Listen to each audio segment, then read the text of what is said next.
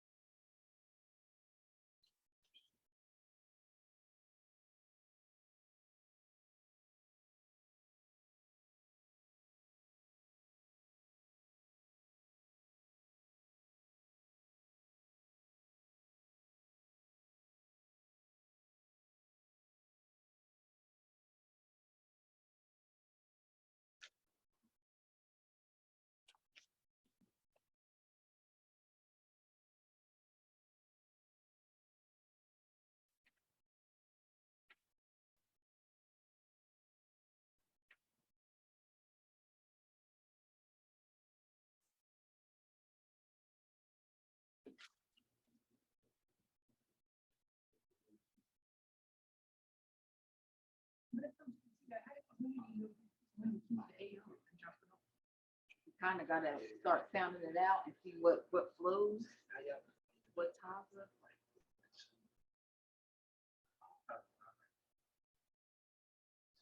Start looking at it. Just remember each character has overlay. So keep on context. So yeah. Because think about it. Send the picture to a one. See the picture, you already know. I think that picture was off with that breaker trip. Good. Why the food smells bad? Yeah, refrigerator. You want one? It's warm. The one in the refrigerator wasn't cold. It's cold. Yeah, so I think that breaker trip, refrigerator was on that breaker. So, all right, we'll begin. We ready? Come on. Okay.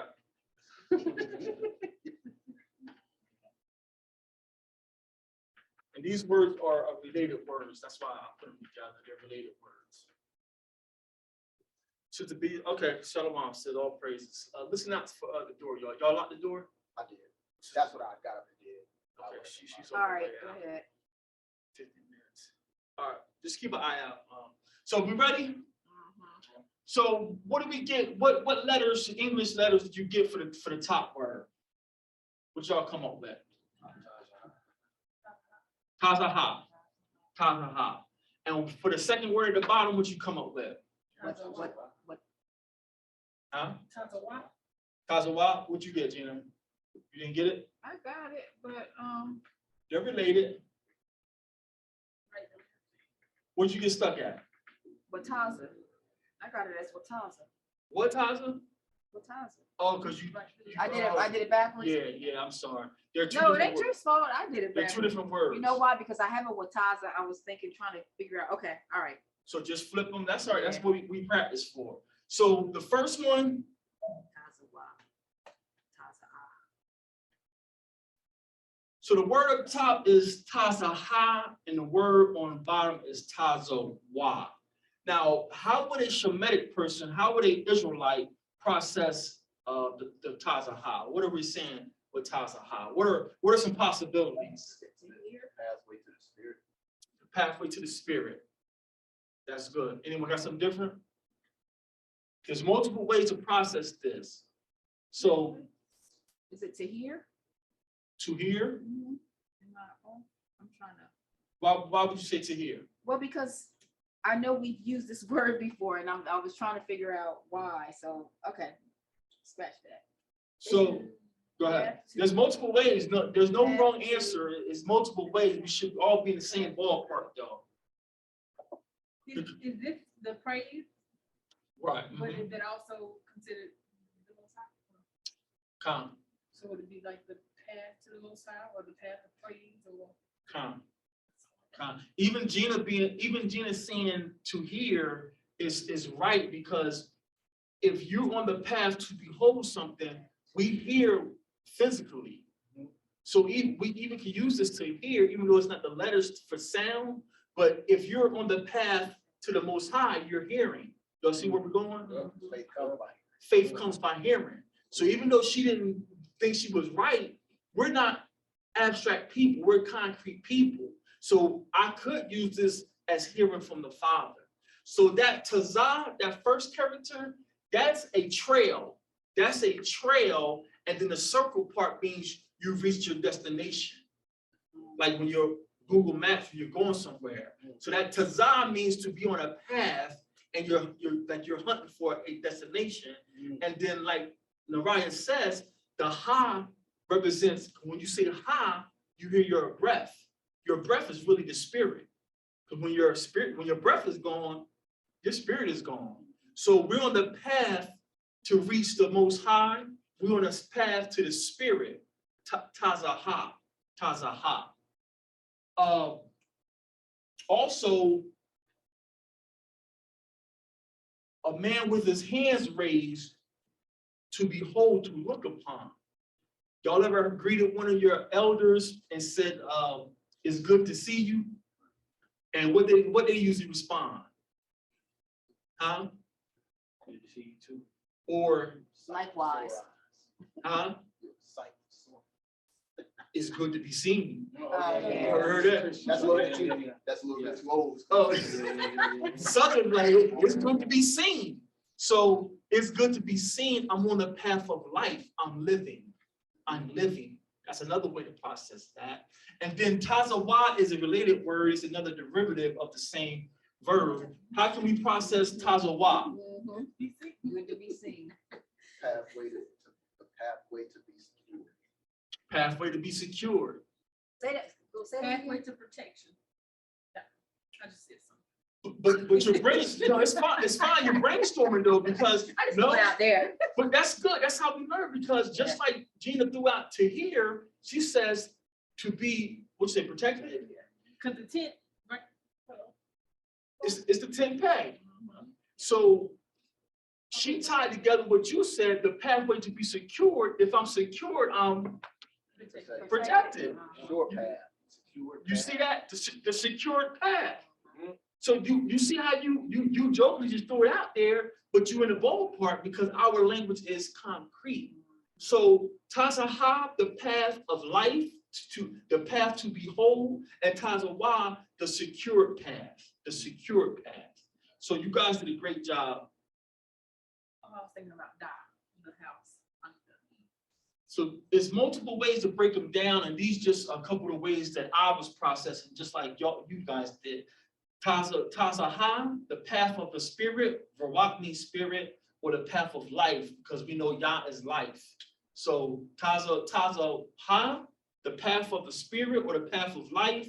Tazawa, the path of security, That makes sense? Can I mind if I read a precept Now watch this. What precept you about to read?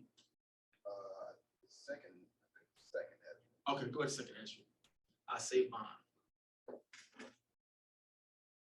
Second, I don't know. you read it not too long ago. So second Ezra? It was the one you had brought it out a while ago, a few weeks ago, and it was talking about the path, and on one side is fire, on one side is water. That's That's second. seven, I think. 7 or 8. Right, it's 7. Come on. I got it. Let me get there. I got this new board. Second Ezra what? Chapter 7. Second Ezra, chapter 7. Verses, I'm gonna read verses 6 through 14, and then I wanted to make a point. Because this particular exercise reminded me of my grandmother, and for y'all obviously knowing me, I said that most of the understanding that I saw came from my grandma. Because I believe she had the Most High Spirit of healing was on her. So I'm gonna read this first, and then I'm gonna elaborate a little bit. Where you starting at? Verse 6. Second Ezra 7 and 6. Shema. There is also another thing. A city is built and set upon a broad field, and it is full of all good things. The entrance thereof is narrow and is set in a dangerous place to fall, like as if there were a fire on the right hand and on the left a deep water. And there is but one path between them, even between the fire and the water, so small that there could be one man go there at once. So only one person is going at a time. So small that there could be but one man go there at once. If this city now were given unto a man for an inheritance, if he never shall pass the danger set before it, how shall he receive this inheritance? So he ain't got faith to walk the path. Come on now. How can he receive an inheritance? And I said, it is so, Adonai. Then said he unto me, even so also is Yasher Aleph portion. Because for their sakes I made the world. And when Adam transgressed my statutes, then was decreed that now is done. So when Father Adam sinned, then that dangerous path was tore out and made for those who were willing to, obey and endure to the end. Verse 12, then were the entrances of this world made narrow, the world to come, the Yerushalayim, full of sorrow and travail. So Zamar, you remember we talked about this a lot. This is when you was really worn and you was like, man, this like I'm getting beat up every day. This is it right here. They are but few and evil, full of perils and very painful. And you see this same language in Father Jacob was talking to if I'm not mistaken, to the Pharaoh when he came, and he was asking pretty much what's your pilgrimage like? He's like, man, it's full of pain. Because for the longest, he thought Joseph was dead. Right. So that just made me think about that right then. Verse 13, for the entrances of the elder world were wide and sure, and brought immortal fruit. If then they that live labor not to enter these straight and vain things, they can never receive those that are laid up for them.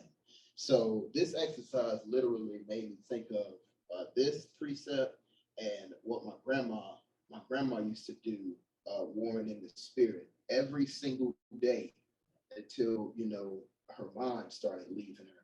And she, ultimately went to sleep. Every single day, she would anoint everybody in the house, and she would hum a song. And then she would go outside and she would anoint the house. She would walk around it. So, you know, now I always remembered that, but now that I've read the book for myself, I know why she was doing it. So now I anoint myself every day. And now I have understanding of why we're doing it. But I say that to say, even when my grandmother had passed away for about a year, if you looked outside her house, you would see this path that she always walked, and the grass was over, even after you cut it. The grass was almost like it was bowing, where she had walked that same path for years, and that path was dug in. Trailblazer. So that secured path, the path to the spirit, all of those things reminded me of this. And I wanted to bring this particular precept back out because the path is secure. The problem that we have being in this, corruptible flesh, we look at what's around the path. We look at the things that are on the left hand and the right. But when you read the scripture, it says that not to look to the left hand or to the right, to keep your eyes focused solely on the Most High and His Son.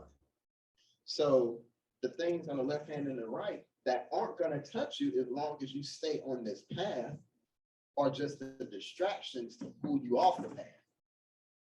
So, even in my mind, because us being the Israelites, I'd like to think all of us have a creative mindset. So this road, and when it says this road is straight, it doesn't spell it STRAIGHT. It's STRAIT. So it's straight as in perilous. And I think a lot of times people get confused thinking that it's just like a straight and narrow, like a literally one direction straight path. But in my mind, the way I look at it, this thing is like a roller coaster. It loop-de-loops, it's curves and sharp turns, and but the path has already been carved out. So all you have to do is follow the path, and no matter where it leads, no matter where it goes, no matter how many tunnels, hills, and valleys, no matter what's on the left or to the right, nothing's going to corrupt you as long as you stay on the path. Even though it's full of vanity, perils, and it might be tiresome, but that's why Yahushua said to endure to the end. So I wanted to read that. All praises. That ties perfectly into the precept that came to my mind when this word was dropped in my spirit. I think this came to me. I was reading something Wednesday or Thursday. I said this would be a good vocabulary word, Tazahah and Tazawah. And the path of life, the path of security, the path of life, the path of security. If you would, can you take us to Tahalim? And you can pull it from the KJV. It reads the same, or it's going to serve our purpose. Tahalim 119. Tahalim 119, and we're going to pull verse 104. Tazahah, the path of life, or the path of security. Tahalim 119, verse 104. Shema, you have it. Psalm 119 and 104. Come. Now, is it 120 in the KJV? It would be, did I pull this? No, this is the KJV. Because in the Septuagint, it would be 118. The 118 is behind the KJV. Okay. So this is 119 in the KJV. And this is, y'all know, you guys been with us for a minute. Psalms 119 or Tahalim 119, praise, it's a whole love letter to the law. It's the longest book of the Bible.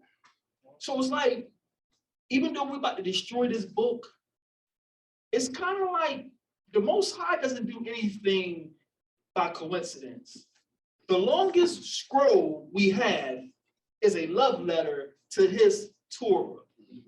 But Dr. Seminary and TV evangelists wiping spit and saliva on people's face, talking about we live by grace. But the longest scroll we got is a love letter. I'm probably going I'm going back too far, but one of my favorite artists, poets, is a brother from Chicago named Common Sense. Oh, yeah. And he had a song that grabbed, this is back when we used to record the videos after school. And he had a song called I Used to Love Her. And the song I Used to Love Her is a whole love letter to hip hop. So to give you a picture, Psalms 119 is a whole love letter to the Torah. The longest scroll in your Bible, Dr. Seminary, is about the law. But you're teaching the Most High's children, the law's been nailed to the cross, and we're saved by grace and grace alone. That don't add up. That's what my family's say. Christianity ain't making sense. So, Tazahah and Tazawah, the path of life and the path of security. Can you read Psalm 119, verse 114 for us, please? Shabbat. Read.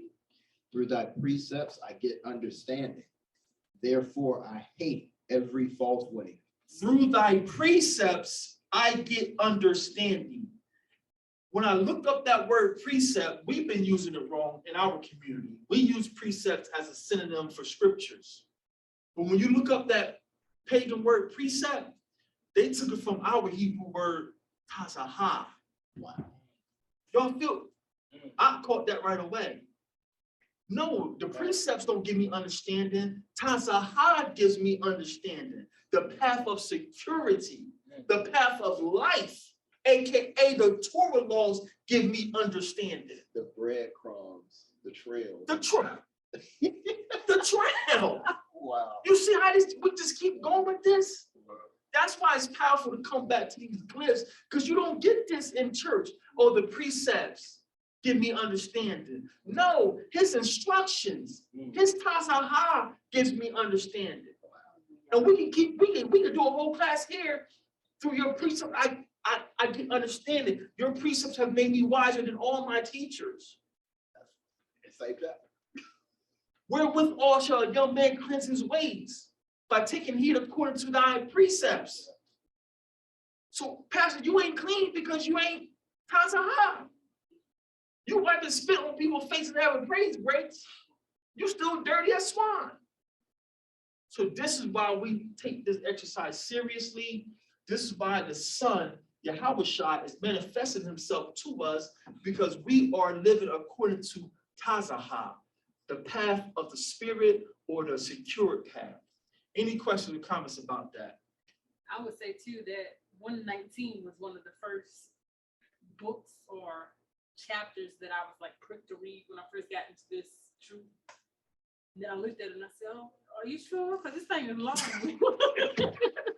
It was long. That's on that whole section is highlighted. But it's so, I feel like if you haven't read it, reading that is so imperative, because it, like you said, it sticks to the laws. It talks about the love of the law. Teach me how to obey your law. All of that. And this, yeah, it's amazing. I played that in my car on my way to Arlington one time. And I'm like, I don't know the next chapter yet. And I'm like, Next it might take me my whole trip. 10 miles later. I did like you. I used to play this to work, but I was getting back in 2015 when I was really going in hard. I would play Psalms 119 every morning going to work. And it was like, I can't believe the pastors are teaching that this law is done. This law is nailed to the cross, when your longest chapter in your book is about his law. They pick and choose what they want out of Psalms and Proverbs. They pick and choose what they want out of all this. So it's just crazy. So all praises to Abba Yah. This is, you got people paying university tuition prices to learn what they think is Hebrew, and they're not learning a darn thing. We're in here just praising and worshiping, being humble servants, and we're reconnected to the Father. You can't get this in their schools, family. You can't pay for this, family. You can't pay for this. So that's today's word, tazahah or tazawah, the path of security. The path of security. And if it wasn't plain enough, Yah's commands lead to life. Come on now, we ain't been together so long. Come on now. Can I just read 97 through 108? Come on now. It says, "Oh, how I love your law. Mhm. It is my meditation all the day. Though through your commandments have made me wiser than mine enemies, for they are ever with me. I have more understanding than all my teachers, for your testimonies are my meditation. I understand more than the ancients, because I keep your tazahah. Call that out, book, chapter, and verse for those on the line. This is Psalm chapter 119, and I've read 97 through 100. And can you repeat 100 for the people? Please repeat that for the family. Psalm 119, verse 100. I understand more than the ancients, because I keep your precepts. So this is King David, King the wise, saying, listen, I'm more wiser than the ancients, because the ancients told us it's okay to sacrifice your kids to Moloch. The Most High can't see us no more. So David is saying, I'm more wiser than the ancients because I have returned to the commandments. That's why Dr. Simeon and them, they can't. Right now, y'all may not have the confidence. The Most High is giving me the confidence through experience. I stand toe to toe with Jakes or any of them, because this word, I'm not going to rehearse what I'm going to. I used to do that. My wife would tell you, I should load him up. I'm going to hit him with this, I'm going to hit him with that. Now I just show up to the conversation. Father, give me what to say. Right. And then we got babes who don't even go to church. Like, hey, bro, that ain't making sense. You talking about you saved by grace and faith alone, but you can't smoke, you can't fornicate, you can't. Right. What do you mean? Those are works. Those are laws. We got babes who don't go to church saying Christianity don't make sense. This is Abba Yah, family. This is Abba Yah. Did you finish that? Did you start where you wanted to stop at? This is verse 101. I have Mhm. refrained my feet from every evil way, that I might keep your word. Mm-hmm. I have not departed from your judgments, for you have taught me. How sweet are your words unto my taste, yea, sweeter than honey to my mouth. Through your precepts I get understanding, therefore I hate every false way. So you see this, I hate to use their terminology, but this verse right here, read that again, that last verse. Where we at, 105? 104. Read 104 again. This is Psalms 119, 104. Read this again. Watch how beautiful the Most High is. Through your precepts I get understanding. Therefore I hate every false way. You see that dichotomy? Mm-hmm. Through your precepts I get understanding. I hate every false way. Which means what? If you ain't living according to the precepts, you're false. You don't like You see that? That they call it a juxtaposition. The Father said the precepts is understanding and every other way is false. Saved by grace is false. Yeah. Speaking in tongues and baptism over pews, he got it, is false. These precepts is life. The precepts is tazahah or tazawah. Go ahead, Verse 105. Your word is a lamp unto my feet, and a light unto my path. I have sworn, and I will perform it, that I will keep your righteous judgments. I am afflicted very much. Resurrect me, O Yah, according unto your word. So you just said that. The law is death, they tell us in church. You're trying to get back under bondage. That law is death. What did he say the law was? Life. The law is life. What sticks out to me is perform it. I will perform it. It's an action. So Just do it. yeah, if you grace it, you're doing nothing. Right. You see, we're babes. We ain't with no seminary. I will perform it. This don't make sense to people who ain't even going to church. This don't make sense. I gave my cousin 2 scriptures to read his cousin. This makes sense to me. He said, I'm a logical person. You're telling me all I gotta do is believe and I can do anything I want. Well, no, you can't do what you want. You gotta live by the Spirit. Well, how do I know I'm living by the Spirit? So what if living by the Spirit for me meaning I can have 2 women just twice a year? How do you know the Spirit didn't tell me that? Right. We know it ain't nowhere in our word. But you're saying you living by the Spirit. I'm living by the Spirit too, Pastor. But the Spirit told me I can have 5 choir members a year. You see, their doctrine makes no sense. You're talking, you just living by grace and the Spirit gonna guide you. What measurement is the Spirit guiding you? That's all we act. Just like your mom and everybody else. Just ask questions. But throughout this book, it says, keep my commandments. I mean, from Old Testament to New Testament, keep my commandments. Grace, is it in here? What is grace, family? A time period. That's right, yeah. It's a time period to allow you to get it right. And Adam had grace because Adam should have been dead. So they just saying, we got time, so we're gonna keep doing it. How many times does Moses ever say, if I have found grace in your sight, Come on now. then I'll speak. I'll speak if I found grace in your sight. It says Noah found grace. And So how you get grace showed up with Christ? No, Christ was like your last warning. Christ was like your last grace period. Like when he comes back, it's over. And y'all miss that. So family, this is the works of the Most High, keeping his word to our forefathers, that when his seed, when Abraham's seed bethink themselves in the land of their captivity, and they would cry out, I'm going to hear from heaven and I'm going to heal your seed, Abraham. All of us are being healed because we have returned to the precepts, the tazahah, the path of security. Any questions, comments, or concerns about that? So all praise be to Abba Yah. He's just given us confirmation time and time again. So I said we wasn't going to be long today, and we're really not going to be long because I was like, we're about to get into some heavy leg work. And I'm like, I don't want to bog y'all down. And me and Gina is really haven't recouped yet.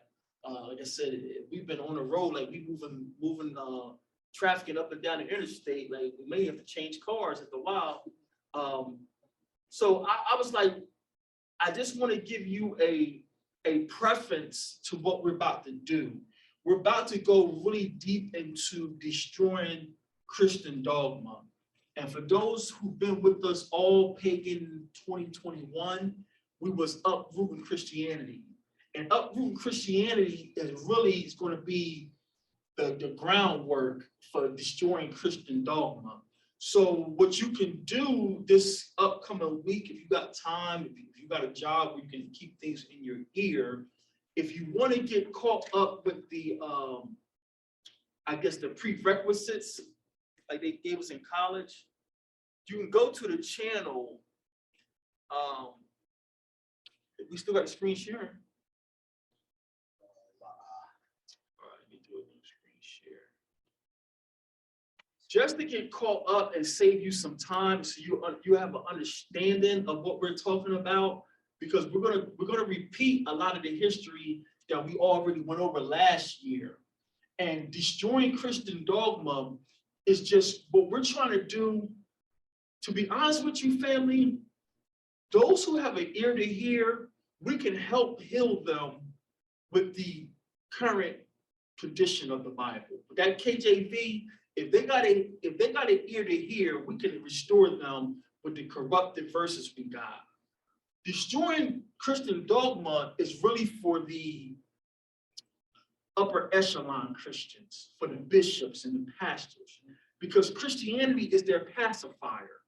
And we're going to take that pacifier out their mouth. Like, once we destroy your book that you call a Bible, you have nothing to stand on. But we want to make sure that we don't confuse what we're doing, especially for the babes. We're not destroying the word of the Most High. There's a difference that we never learned before. The word of the Most High shall stand forever. These books we call Bibles is not what you think it is. So I don't want anyone to get tripped up and triggered. Like, I don't know what to believe. Should we read this book? Yes. Because our Abba says, I'm going to speak. John 14:21. Messiah says, I'm going to reveal myself to you. So that's why we can read this corrupted book you call a Bible and show you that don't make sense. But to you pastors, you think we're wrong because you're not following Tazawah. You're not following Tazahah. You don't follow the precepts, so you don't have no light. But destroying Christian dogma, we're taking everything from you. You ain't got to let, you know, on Tom and Jerry, when Jerry starts snatching things from him, and Tom is balancing on something, then Jerry comes snatch that last thing from him. That's what we're going to do. We want to help them. So if you got time this week, You could start with the channel, I think it was like a year ago. If you go back to get you a foundation, the series of Uprooting Christianity would be a good series to start with. Might wanna put it in search, man. The pictures are easier for me, Dave. That young guy.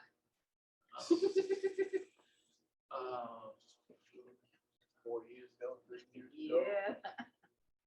These years scrolling. So if you go and start with, because we broke it at 7-day harvest. Uprooting Christianity started with 7-day harvest. Right, that's when we first broke this series. I first broke this series at 7-day harvest. And that'll give you the backstory of Christian dogma. So it's right. Where's it at? It was The Birth of Christianity. The Birth of Christianity is a good class to start with, showing you how Christianity came about. Christianity is not what the prophets were teaching. Christianity is not what the apostles was teaching. So the Birth of Christianity is a good class. And then we go to Uprooting Christianity. And that is, here we go. Oh, Constantine's Bible. We're going to repeat a lot of this history. Constantine Christian Bible. We're gonna dissect this Bible and show people we've been reading the works of men, and all this seminary talk that this is an inspired word and this is divine revelation. We're gonna show you that it's not. We're gonna show you that it's not. But you have to be Bereans, and you can't be triggered because we're not speaking against the Most High's word. We're speaking against these people who collected what they thought was his word and what they've done to his word. You got these seminary people and these so-called theologians, they want to use words like primary source. Do you have a primary source? And in their circles, they think they sound intelligent. But to me, you sound ignorant because there are no more primary source. A primary source would be me writing down a note and handing it to you. You just got a note from me, I'm the primary. Or I'm speaking something to you. You're getting it straight from me. I'm a primary. But Nariah, soon as you take my note and you add one dot, you add a period to my sentence, that record is no longer primary. You just changed that. And that's what we got with the Apocrypha, we got with Josephus. Josephus is a primary source. No, he's not, super genius. Because when you get Josephus' book and go to the front page, the table of contents, you're gonna see a publisher, you're gonna see an editor. That means it's no longer primary. Someone has did something to his records. But people in these seminary circles, that impresses them. This is a primary source. There are no more primary sources. And that's what we're gonna show you with this Bible. So Constantine's Bible is a great class. If you got time this week. And then we get right here, the first one, 9 months ago, Uprooting Christianity. We broke this at 7-day harvest. Uprooting Christianity is a good one. And then go into textual criticism. That series has been broken down into 3 parts. Textual criticism here, textual criticism part 2, and then there's a part 3. And those class, if you got time this week to put them in your ear, you won't be totally lost when we start bringing out this history. But this destroying Christian dogma is not for those people who only read their Bibles on Sunday or Saturday. This is a high-level study for, you have to average, at least I would say, at a minimum, you should average 30 minutes a day, either talking to Abba or in these scripts. To me, that shows you're serious about Abba. So if you don't average at least 30 minutes a day with Abba, this series is not for you. You're really not, like, you may want to sit this one out because I want to be responsible. I don't want anyone like, man, ain't nothing, we shouldn't read. No, you're going to put that on Abijah. No. We're not saying turn away from this book. We're saying we're trying to push you to the Son. Because John 14:21, he says, the Son, Hamashiach, says, if you keep the law, I reveal myself to you. And that's how we're able to point out all these adulterations in your so-called Bible, especially the KJV. We're going to focus on the KJV because the KJV is the Nike of Bibles. But guess what, family? The KJV is like the most recent Bible. KJV is the Johnny come lately. There's other Bibles before KJV, but you won't hear about them no more.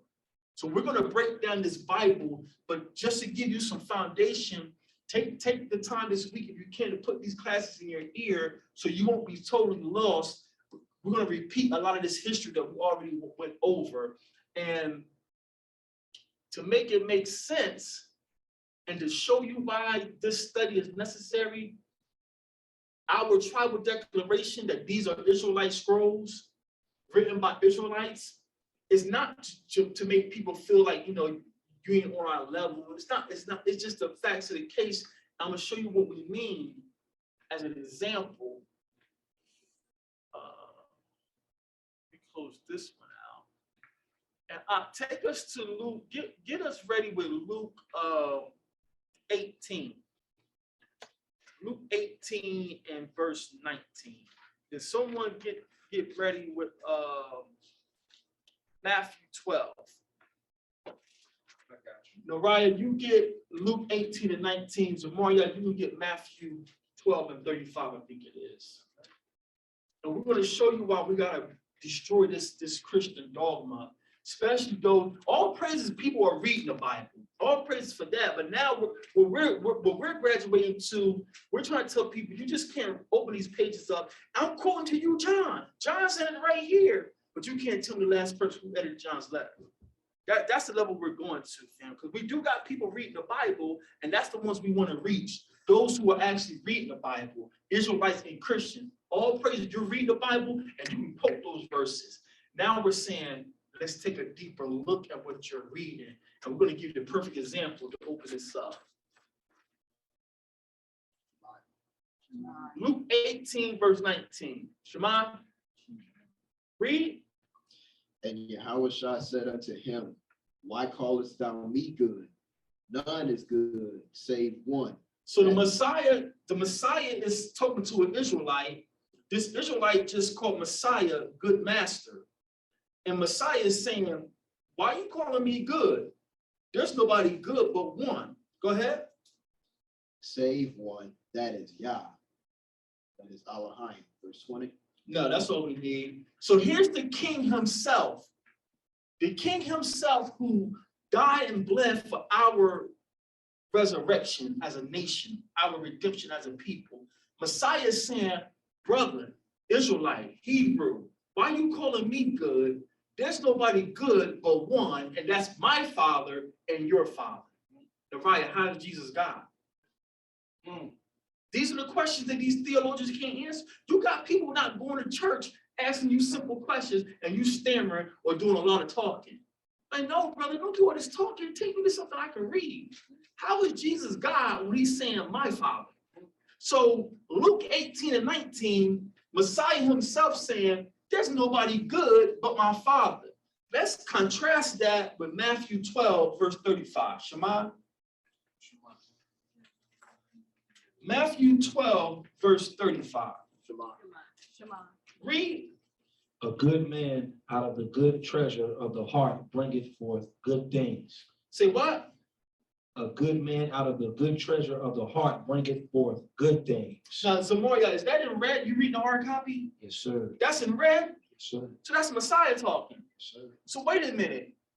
You just told Luke, you just told this Israelite in Luke's record that there's none good but the Father. But now you're in Matthew's record saying what? A good man out of the good treasure of the heart bringeth forth good things. What is going on, family? That's a contradiction. And there's many, many, many more. By their standards, by their academic standards, this book we call a Bible should be firewood. But it's our Abba through the blood of his son pointing this out. Son, what's going on? Why would my king says there's none good but my Father? But then in Matthew, you saying that the fruit of a good man. How can a man be good, but you said there's no good but the Father? Huh? No, I'm just reading treasures of their heart. If their treasure of their heart is good, they trying to say in this verse. But it's like, it's confusion. These pagans are translating Hebrew thought, and you don't know what our king said. Our king didn't speak Greek, so you got this from Greek. And we know Messiah wasn't a Greek. They try to say Messiah spoke Aramaic. That's a lie. Because Paul said, I heard a voice from the heavens in the Hebrew tongue. Paul didn't say in the Aramaic tongue. So why you got one verse, Messiah saying the fruit of a good man is such and such, but then he tells this other Hebrew, there's none good but my Father. If there's none good but my Father, and I'm a man, I can't show forth good works. What's going on here, family? These are Israelite scrolls written by Israelites. If you don't understand the Israelites, you won't understand these scrolls. So I don't think Messiah was confusing or confused. It's you pagans not knowing our culture, you're confused. Does that make sense? And there's many, many more like this. We can go on and on and on. Let's double back to laying hands on people. Y'all remember that conversation we had? I think we put Acts, 21? What was it? Acts 21, they laid hands on and healed the people. Laying hands, because that's a big marketing scheme in church. Laying hands, I got to get the healing. Come let the pastor lay hands on you, right? Somebody Google that rule, put that conversation we had. Because it popped back up in my spirit this week. Is it Acts 5? Was it Acts 5? That sounds right. 5:26 or something like that. This popped up in my spirit. I'm like, wow, just ask questions. And by the hands of the apostles were many signs and wonders brought among the people. Right. That's the conversation we was having. That's verse 12. Let's go to Acts 5:12.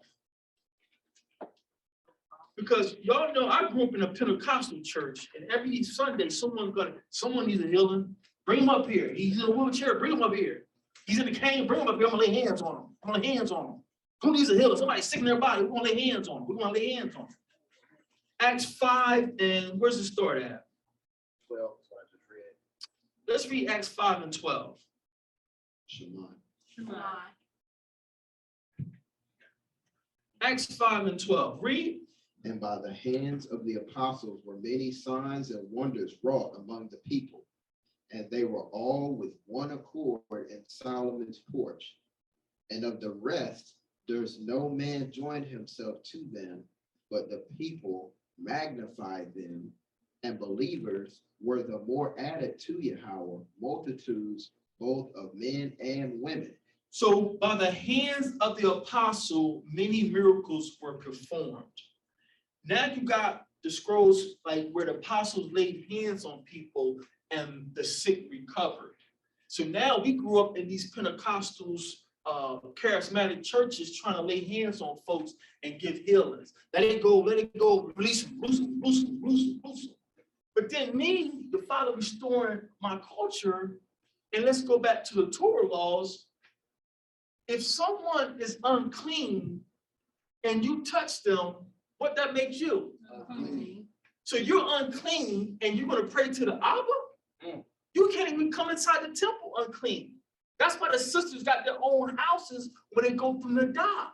They don't go to temple worship. They're going to stay at home in their infirmities. So now you got these charismatic, I got the gift of healing. Come out the Reverend Adams and get a healing. Let Reverend Adams lay hands on you. So if Reverend Adams lay hands on you and you're unclean, you just made yourself a foul, and you think you can go before the presence of Almighty Yah? Don't fit the culture. It doesn't fit the culture. So why is this text always saying that the apostles laid hands? They don't understand the apostles are doing their works. Because how many times did they just speak to someone? Peter told that man, rise up, bring it out. Verse 15, says literally, the very next verse, it says, insomuch that they brought forth the sick into the streets and laid them on beds and couches, that at the least the shadow of Peter passing by might overshadow some of them. So Peter didn't physically touch all these people. The Ruach by the Messiah is with the apostles, and their shadows are healing people. But now you get these pagan translations, come on, let's lay hands. No, when we're doing what we're supposed to do, Messiah is here, and no sickness, no form of anxiety, depression, suicidal thoughts can't dwell among us. We're like Voltron charging each other up. That's why you can't get secluded, because the devil wants you off in your corner so he can beat you all day. You can't do this guy, because he ain't speaking to you. You don't see this stuff. Now you done secluded yourself from the brotherhood. The devil got you where he wants you. That's why you gotta talk and send messages throughout send them songs that come up. You don't know who needed that song that day. You don't know how many days y'all bless my soul. Like, man, these people are really living this thing. Because my wife will tell you, I'm fanatical with this. I don't follow sports no more. I'm a fan of the Messiah. So to see that y'all in y'all little jobs and y'all general partners living this thing, it charges me up. This ain't for nothing. These people take this seriously. So don't let the devil get you off in the corner and weighing you down with your past life, because we all got past lives. You use this biop. You use the fellowship, the brotherhood. Tupac, hold her down. But and it's the truth. The brother was a talented brother. He just used it for bad. But Tupac had a lyric. It wasn't even a lyric. It was like he says, how can the devil take my brother if he's close to me? If me and my brother are close, the devil has no chance. Hey, Zamaria, you all right, man? The other week, the brother called me like, hey, man, your face just kept popping up. And I was in the valley, getting ready, like, man, listen, I'm about ready to shut this down. The brother said, man, your face keep popping up. I said, let me call him. He don't even come here all the time. That's what this is about. So you got these charismatic Christians, let me lay here, I got the gift of healing. Really? You got the gift of healing? But apostle, if you touch someone unclean, you're unclean. So what's really going on? You all in the Kool-Aid and don't know the flavor.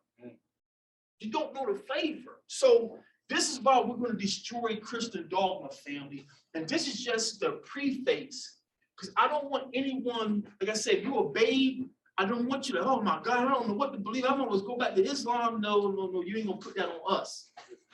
We already went over this before, but we're going to go over it again. The word of the Most High is stable. The word of Yah shall stand. But these Bibles have not been pure over the years. There's a difference. I want to drive that home. We're not destroying the word of Yah. We're destroying the works of men here. So just so I have a witness, we're putting this on record that we're not destroying the word of the Most High. We're destroying the works of men. To destroy Christian dogma, we have to tear down these books called the Bible, but we're not destroying the word of the Most High. We're destroying the works of men. So this ain't going to take long. It's just a couple slides, and they're all pictures. I know y'all like pictures. All pictures. Just to show you that if anyone's history is certified, our history as Hebrews is certified. No other nation on the planet. I know, we grew up watching karate flicks, in the 80s. Everyone wanted to be kung fu artists. So they tell you about the Qing dynasty and all these dynasties. But y'all got myths and stuff. We got concrete facts. We got concrete, and I'm literally talking about concrete. We got our history in concrete. So I want you to be assured that our history, our culture is certified. We're not destroying the word of the Most High. We're destroying these books that's called Bibles. But so you have a strong foundation that our father, our history is true. Take us to Genesis or Barashat. Barashat in the beginning. Barashat in the beginning. Genesis 8 and verse 4. Shema, when you have it. Barashat in the beginning. Just so you have all confidence in the word of Yah. We don't want to shake your confidence in the word of Yah. We want these Bible thumpers, Israelites and Christians, to understand all praises you are reading the Bible. We thank the Most High for that. All praises you can quote scriptures, but we're letting you know those scriptures you're quoting are not the authentic verses you think they are. And we're going to take our time. The format we're going to do, because we don't want to lose people and we don't want to drown people, we're going to have 40 minutes, 45 minutes of lecture, and then we're going to 15 minutes of Q&A for the entire series. So we're probably going to take the rest of this pagan year, because we're going to take our time and make sure we ain't overloading people. So that's the format we're going to be. So Genesis chapter 8, verse 4. Shemai, read. And the ark rested in the 7th month, on the 17th day of the month, upon the mountains of Ararat. The ark rested on the 7th month, the 17th day of the 7th month, upon the mountains of Ararat. After the flood and the Most High started to open the abyss, the Bible says the abyss, in their pagan schools, they said that the earth has geysers. Those geysers are just openings. You ever been in a pool? I had a cousin drown in a sinkhole.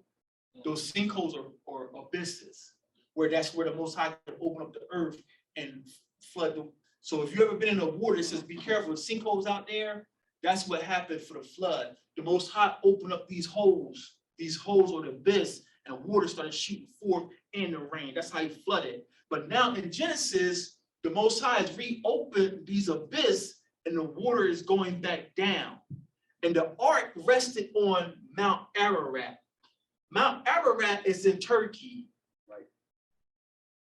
Years ago, an Air Force pilot was flying over the mountains of Turkey, and he started taking pictures. And when he got the pictures back, it says, don't that look like a boat? And these people, that's what they do, the government, military, they roped off this mountain. No one can go to this mountain.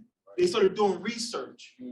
They climbed this mountain, say, wow, this boat-shaped thing has the same dimensions of the ark in the Bible. Coincidence, huh? Not only that, it says, this is Mount Ararat. There's fish fossils up here. How did a fish get on top of a mountain? Not a fish, like half a fish been eaten. They got the skeleton of a whole fish up on this mountain. How did this boat shape get up on Mount Ararat? The Bible is telling you that the ark Noah landed on Mount Ararat, and now we got this image from your government, from your military. Our book, our history is certified. It's just these Bibles is not as authentic as people put them out to be. We're not destroying the word of the Most High or our history. We're going to destroy these Bibles created by men. Any questions, comments, or concern about that? Any questions, concerned about that? Dear Rose, you had a question? Mount Ararat, double check me, do a Google search. I know you got a smartphone. It's in Turkey. I believe it's in Turkey, but double check me. It's been years since I studied this, but I think this is in Turkey. It's in Turkey. So good question. Thanks for asking. So the next major uproar historical event that's recorded in our scriptures is the Exodus story. All the naysayers, that's made up. Ain't no record of no Hebrews ever was in Egypt. Ain't no records of no catastrophes ever in Egypt. Y'all just making up stuff. Your Bible is full of myths. It's kind of funny because I don't read this garbage, but this is Egyptian hieroglyphs. And it's funny that these Egyptians record a story. And it's kind of funny that their story is starting to look like what Uncle Masha recorded. But we're just making up stuff in our Bible. So I can't read this garbage, but the good PhDs and doctors can, right? This is, can you help us out here? This is the papyrus of Ippur. I hate saying their words, because I don't know if that's a pagan god or not, but y'all forgive us. This is for educational purposes. So this, let me back up. This is a papyrus. Papyrus is just an old-fashioned word for paper or scroll.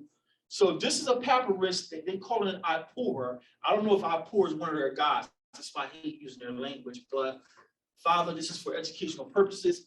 This is what's recorded in this papyrus. Can you help us out here? You want me to start at the left side or the right? The left side. The statement from Ippur papers is what I'm going to call it. Number 1, there's blood everywhere. Lo, the river is blood. Page 151. Number 2. Well, across the barrier to our scrolls. Okay. Exodus chapter 7, verse 20. All the waters that were in the river were turned to blood. Our scrolls record that our father did this to you. You got one of your Egyptian people recording that everything in Egypt is blood, but our Bible is made up. No, our history is certified. We're going to destroy it and show you how these men have put their finger on the Bible. So now you got to dig deeper to get the true context of what's in these scrolls. But our story is recorded and you Egyptians recorded. Let's continue on here, huh? Number 2, one thirst for water. Page 151. This comes from Exodus chapter 7, verse 24. And the Egyptians dig round about the river for water to drink, for they could not drink of the water of the river due to it being turned to blood. So it even pointed out that and the Egyptians. We had water in Goshen. Right. We had water. We had water. Number 3, lo, the trees are felled, branches stripped. Exodus chapter 9, verse 25. And the hail break every tree of the field. Number 4, lo, rain is lacking on all sides. Page 155. Exodus chapter 9, verse 31. And the flax and the barley was smitten. That's how we know that when the barley starts coming up, it's the start, or we're near our new year, because the barley was smitten, meaning the barley had to be coming up. We don't follow the barley rule that the barley got to be right to start the new year, because the moons control the months. But this gives us an idea of when we start our new year. If we ever lost track of the moon, we can pay attention to our creation. That's why we pointed out the trees budding. So if we were ever somewhere and we saw the vegetation coming back up, for us, it's about the beginning of our year. Read on. Number 5, birds find neither fruit nor herbs. Page 154. Exodus 10, verse 15. They, the locusts, did eat every herb of the land and all the fruit of the trees which the hail had left. Now, when you got a spirit on you, you just got a spirit on you. Because what these Kemetic brothers are going to say, yeah, your Bible's copying off the papyrus. Really? I can't do nothing with these people like that. Like, really? That's what you will come up with? We're plagiarizing your story. Why? Why would that matter to us? When we got in Goshen, we was good. Exactly. How y'all said we was Gucci. Why would we care what's going on with y'all? So why would we put that story in our book if we copied off you? My question always goes back, and I'm glad you said that. My question always goes back to, if y'all are so mighty, if Kemetism is the way to go, how'd y'all fall and end up over here with us? Yeah. And what's y'all comeback story? Yeah. Why your people didn't come get y'all? Yeah. That's what I would have asked them.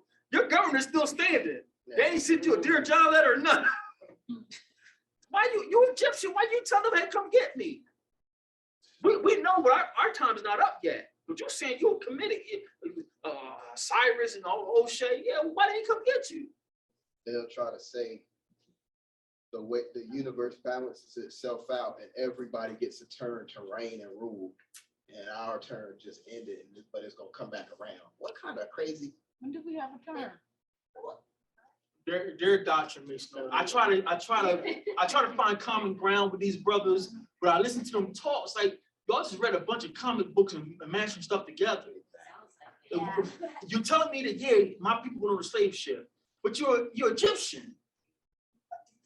there's nothing in your records or my records saying that he was going to put Egyptians on slave ship. But you're saying, I came over here on slave ship too. But your records don't say that you're going to be put on slave ships. Right.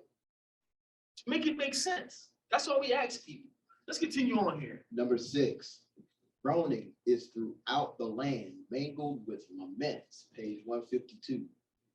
Exodus chapter 12, verse 30. And there was a great cry in Egypt. Now, you know, we heard that in Goshen. We heard them like, wow, like, I don't know what's going on over there, but you hear them screaming, crying. So that's how we can verify them Egyptians are hurting. Y'all whooping that butt. Treating the brakes off y'all. Number 7, lo, many dead are buried in the river. The stream is the grave. The tomb became stream, page 151. And he who puts his brother in the ground is everywhere, page 152. They're burying people everywhere. Boy, I can't do this in presentation mode.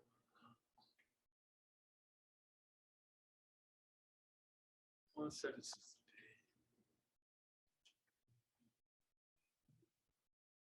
I don't know why it won't let me do some presentation. So this papyrus from the Egyptians is matching the Exodus story almost verbatim. So our history is not plagiarized, it's not mythical. When Yah says he's going to do something, we got records in stone that Yah did it and he will do it. Did we finish that up? Number 7 on our side, Numbers chapter 33, verse 4. For the Egyptians buried all their firstborn. Number 8, all is ruined, page 152. Exodus chapter 10, verse 7, Egypt is destroyed. So Egyptians got a record of a great calamity happening to them. Our records got a great calamity happening, and we know our Father did this to you. So that's why when people talk about, oh, y'all believe y'all Israel by blind faith, there's too much evidence for us not to be Israel. That's why I was talking to my family and down south. I was like, listen, we teach with witnesses. I said, if you come and you got more witnesses for your position, we're gonna have to go to for your position. He said, I can understand that. So I'm to a point where I don't believe by faith that we're Hebrews. It's enough research that say we Hebrews. Our records are certified, family. The Egyptians recorded this story, and you're always going to have naysayers. Well, we really can't pinpoint what period this happened. So, dude, like really, that's what you do. Really, Them kind of people. you can't help them. So, for those kind of people who's going to keep coming up with rebuttals, take us to John 6 and 44. John 6:44. Some people you just can't help. Can't help. Yachanan chapter 6, verse 44. Some people, Yahushua himself is going to slap people in the face. Like, you ain't him. Like, you know what I mean? Like, some people you just can't help. He going to smack you so hard, he going to put the nail print in your cheek. I don't think you him. Just can't help him, family.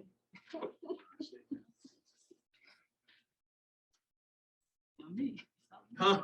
What's say, Queen? No, I was thinking about that guy. He was in the store. Who that smell like that? Not me. Yeah, amen. John 6 and 44, Shimon. Read. No man can come to me except the Father which hath sent me draw him. Is that in red out? Come. Yes. So the pagans say, well, if it's in red, it's the king talking. I do believe that. I believe this is the king talking. So, here's the king saying, no man can come to me except the Father draw him. All of us have similar stories. We either stopped going to church or we were just going out of routine. Right. But something in that church wasn't sitting well, and our spirit was like, Father, show me the truth. I've been told you, if Allah got the truth, show it to me. I'm going by Allah, I don't care. If Buddha got the truth, show it to me. It's just that my mom raised me in the church, and I was seeing manifestation of Jesus even as a kid. My mom had an article. She kept my article out here to half-court shot. I was 19 calling on Jesus. Like, Father, I got to pay for this rest of this tuition. Like, financial aid said, we're going to find something for you. I'm like, man, I don't have to leave school. Hit a half-court shot, never did it again. I was calling on Jesus. So I don't care who got the truth. But we're getting manifestation that our Yah has the truth and Yahweh Shai is the truth. So these people come up with these cocky-mamie rebuttals. Well, we don't know what period this happened in. Man, listen. Father ain't dealing with you. Father ain't dealing with you. Now, we got this picture on back of our wall here, I believe. Oh, we don't have this one. We don't have this one. We have another form of this picture. This is an Israelite king at the time. That's a gun. Oh, you see a gun at, man? It look like it's a gun in his hand. Yeah, it look like a gun. I don't know what that is. I can't make it out. I can't make it out. But what's going on in this image, what y'all notice about their clothes? We got in stone our culture. Can you show me where the Hebrews wore neckties? Can you show me where the Hebrews had on white collars? So when you scoff at us for wearing fringes, we got it in the Bible and we got it in stone that our righteous, lawful, abiding ancestors wore fringes on their clothes. So what's going on in this image, family? An Israelite king and his servants are paying tribute to a foreign king, the Assyrian king, because we have made a league with them. So the Assyrian king Salmanassar, he's our protector, so we're paying him taxes. This is an Israelite king, Jehu, paying tribute to the Assyrian king Salmanassar. Let's read it in 2 Kings 9 and 5. 2 Kings chapter 9. Shemai. 2 Kings chapter 9, and we're going to pick it up at verse 5.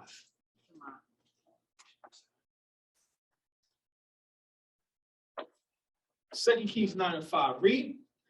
And when he came, behold, the captains of the host were sitting, and he said, I have an errand to thee, O captain.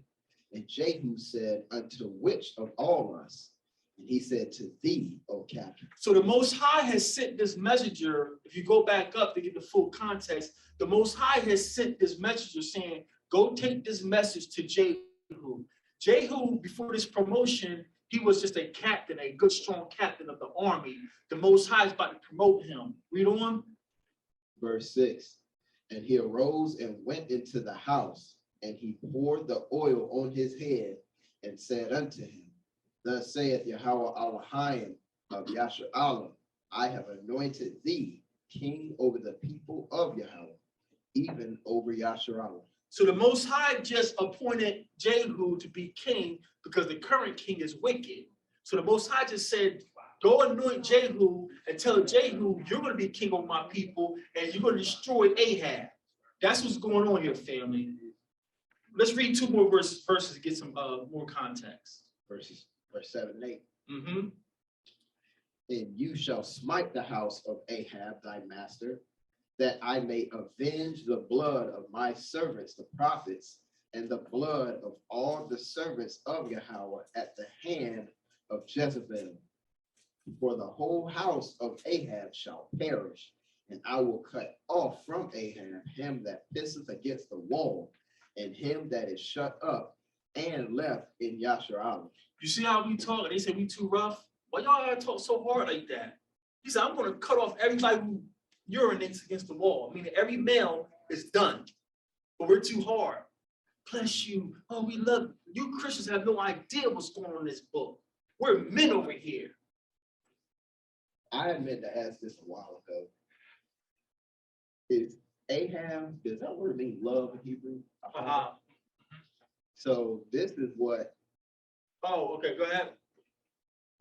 Well, you know, one thing I posted a few days ago, actually, people have get the image or the idea of Hasatan misconstrued. Mm-hmm. And they think, they're thinking of the red demon with the pickaxe and horns and all that. But he's gonna come in the name of love. Right. The only thing I was gonna say, sometimes these pagans turn our eye, they get confused. It could be an eye. So we would have to look that up. You can do a quick little search. Something like Ezekiel's name. Ezekiel's name is really Azakayah. Azah means Yah has helped. So sometimes they turn our I into an E or an A. So I would say verify that that's actually an A and not an I. And that would make sense. Because, and I thought you was going somewhere else with it because that's true too. So ahab is a Hebrew word for love. But depending on the context, I can use it as hate too. Because if the absence of love is what? Hate. That's why I say you always got to keep it in context. So just because if his name is Ahab and Yah is killing you, that means you're missing Ahab. You see what I'm saying? We have to come back to our culture to make this make sense. That's a great point, Ahab. So according to the concordance, it is an Ah. It's Ah. So again, so his name means love, but it could mean being in context, Yah's killing him. Meaning you have the opposite of love. You got to check the context. Check the context. Now, this story of him paying tribute to Assyria is not recorded in our scrolls. Guess where this comes from? This comes from the Assyrians' history. So you want to say that us Hebrews are making up our Bible was plagiarized? What you want to say about Syria? Why, now you say everybody in the New Testament is made up. Where's their graves at? So the Syrian king is going to make up a man named Jehu that happens to be in the Bible. So even though this story is not recorded in our scrolls, the Syrians record, some of this records, Jehu paid me tribute because I'm his protector. So when you say our Bible is plagiarized, why would Assyria, who's running the world, because remember Assyria had a chance, Assyria has no reason to lie for us. So Assyria is going to make up a man named Jehu? It goes back to what you were saying a few months ago. If you let them speak long enough, they'll tell them themselves. So it reminds me of like these poachers, what do you call them, poachers? Yeah. They'll go and hunt big game, and what they do when they kill the game, they'll take a picture. They'll document it. You just indicted yourself. Yeah, like, yeah, look, I killed the biggest, meanest. You want everybody to know. So that's what you see throughout history, all throughout generations. There's records, whether it be through, the pictures here or the statues, or, just like what our people recently with slavery, they was making it monumental, taking pictures of our people hanging on trees and burning us, and they were sitting there smiling and, newspaper articles and books, and they telling themselves. If we know bodies, why you bragging what you're doing to us? Right. Because you knew we were a mighty people. Right. We would have learned. My bicep is bigger than your chest. Dude, that big bad. I can smack fire out you, but you got your boys with bull whips tying me down. Everybody went to slavery. Where y'all pictures at? Right. We the mighty tribe of Judah. It was a bragging right. This is what Assyria is recording. Look at what the Israelite king Jehu is doing. I got him in my pocket. You don't want to brag about beating up the town punk. Can you imagine going to the skating ring? Man, I gave him the ride of business. Everybody gave him the ride of business. So you brag puts off that, like, congratulations. I beat him up in first grade. You know what I mean? Now when you beat Debo up, you heard what I did. You know, so we are that nation everybody wants to record. I got Judah. I got the king of Judah paying me tribute. This is not an Israelite record. This is a Syrian record. But our Bibles is made up.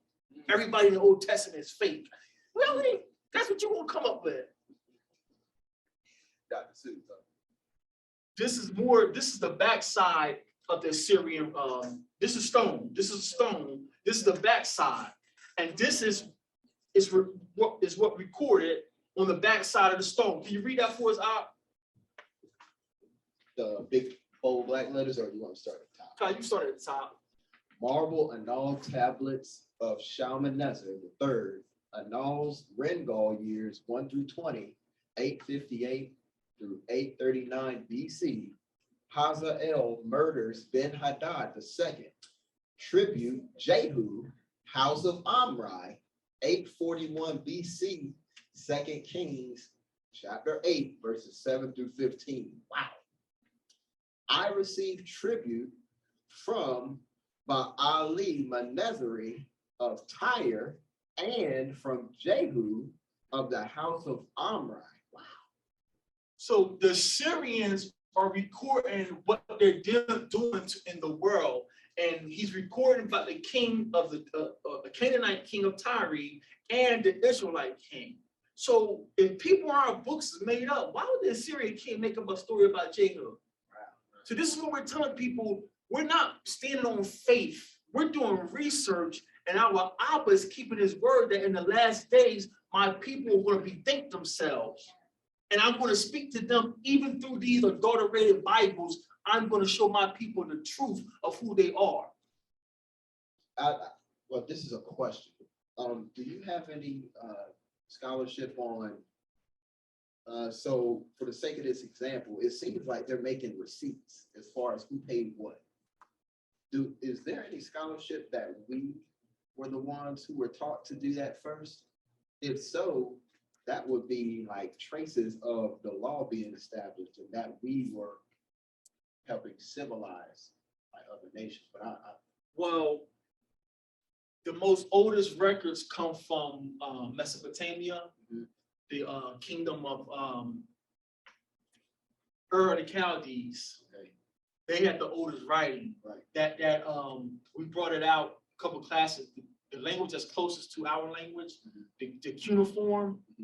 They decoded that cuneiform. They call it cuneiform because they was writing in little cones, and they was using those cone shape to make letters. So it's called cuneiform. And when they decoded the cuneiform, they said, wow, the cuneiform sounds are just like the Israelite Hebrew sounds, which with one syllable sounds. So that writing or those tablets are the oldest in the world. And so the code of, you ever heard of Hammurabi? So the code of Hammurabi is like the oldest set of laws in the world. And that's why some people say we copy off the Chaldees or the Sumerians. But it's not that we copied off the Sumerians or the code of Hammurabi, because remember, Hammurabi is a descendant of one of Noah's sons. And that's what these Kemetic people and these, what I want to call them, I want to be objective here.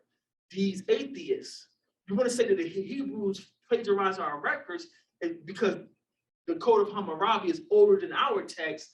It's not that we plagiarize, it's just their kingdom was built up first.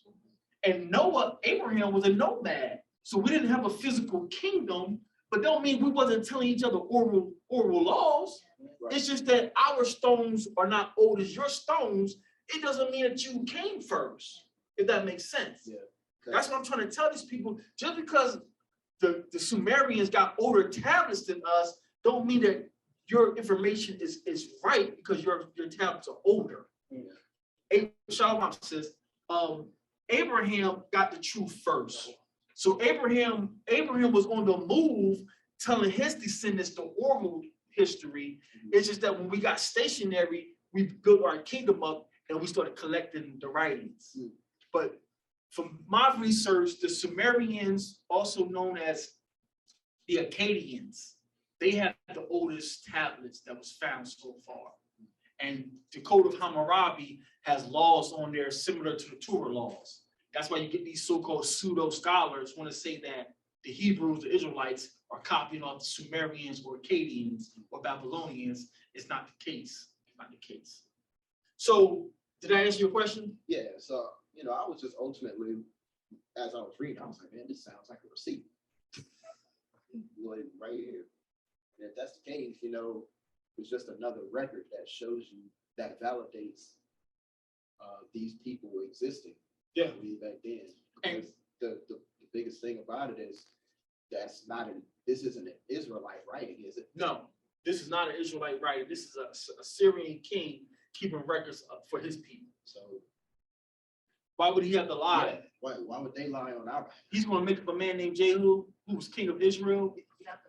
So when they say that Israel, there's no proof that Israel ever existed. There's no proof of any Israelite kings. Really? Why was it in Syria just make up a fictitious king that he conquered? These are the questions that don't make sense to us. You just learning a bunch of mythical stories and you sound intelligent on your channels, duping the beguiling the ignorant. Yeah, them Hebrews making up stories and this text is older and your Torah laws sound just like the Harami laws. You have no clue what's going on. John 44. Except the Father draw you, you can't come to the Son. And that's what's happening with these comedics and these atheists. The Father is only a remnant. Now they're gonna say, oh, of course you're gonna come up with that. It's the facts of the case. It's the facts of the case. So that, in a nutshell, these other kingdoms have older tablets than us, but don't mean their information is more valid than our information. If that makes sense. Right. So again, here's another Assyrian record that the house of Israel did exist. The house of Israel did have kings, and obviously the house of Israel had wealth because we're paying tribute to him. This is validating our records, family. We want to assure your faith that the Most High's word is valid. We're just going to dissect these books that's called Bibles. We're not destroying the Most High's word. We're going to destroy these Bibles, brick by brick. Wow. Here's more. Here's more. These are seals. This is an old seal, and the research says that it's attributed to Hezekiah. But then there's always, the scholars never agree on research. The scholars never agree. That's why you get these debates. And for our intents and purposes, we have the big joker. The big joker in spades, for those not familiar with spades, spades is a card game where the big joker is the big dog. It trumps all cards. Our big joker is we're lawful. Our big joker is the son says, if you're keeping my law, I'm going to talk to you. So I don't worry about the scholars' debate. For my intents and purposes, I'm going to say, when I do the research, there's no other Israelite coins or stamps with the Ankh on it. For me, that's a red flag. That's a red flag. Now let me check Hezekiah's records in our scrolls. Based on our scrolls, Hezekiah, for the most part, was righteous. So why would Hezekiah put this Egyptian Canaanite on his seal? That's strike one. Now, when you read some of the pseudepigrapha writings, Hezekiah had a son. Anybody know who killed Isaiah?